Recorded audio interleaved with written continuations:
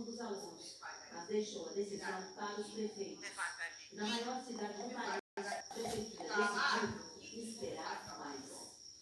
A volta das aulas presenciais no ensino superior foi marcada para 7 de outubro, com apenas um terço dos alunos.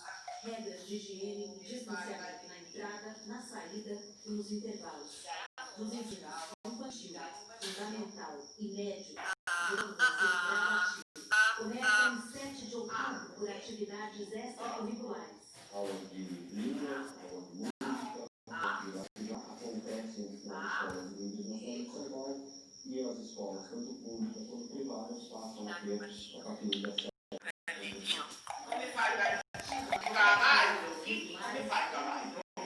O estudo mostrou que 18 tiveram